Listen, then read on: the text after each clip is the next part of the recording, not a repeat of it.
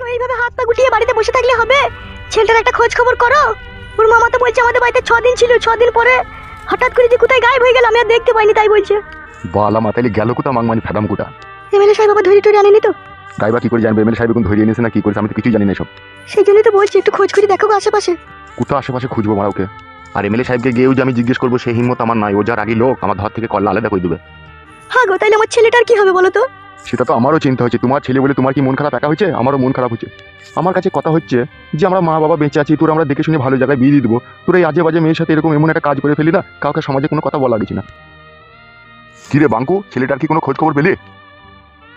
না রে, ছেলেটার কোনো খোঁজ খবর পেলাম না রে। আমার মন বলছে লেওড়া এমএলএ সাহেব আমাদের পাঁচুকে গুম করে দিয়েছে। না না, এরকম কুলক্ষণী কথা বলিস না রে।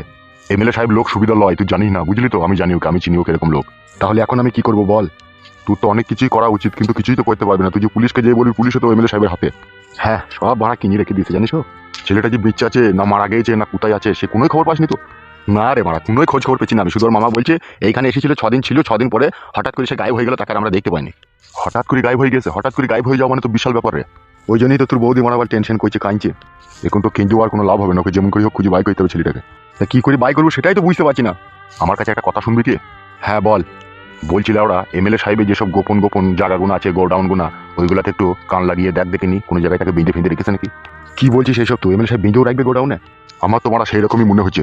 তুই এক কাজ কর, আমার কথা শোন, আমি যেটা বললাম সেইভাবে তো একবার খোঁজ করে দেখ। কাউকে কিছু বলার দরকার নাই, চুপে চুপে এমএলএ সাহেবের যেসব গোডাউনগুলো আছে ওইগুলাতে জানলার ধারে ধারে একটু কান লাগিয়ে লাগিয়ে শুনবি।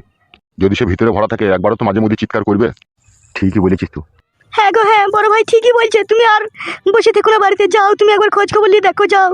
আমার আর মন মানছে না আমার ছেলের জন্য, তুমি একবার খোঁজ নিয়ে দেখো, যাও। ঠিক আছে ঠিক আছে, তুমি মন খারাপ করো না, আমি চললাম, তুমি বাড়িতে থাকো। বেশ ঠিক আছে, যাও তুমি।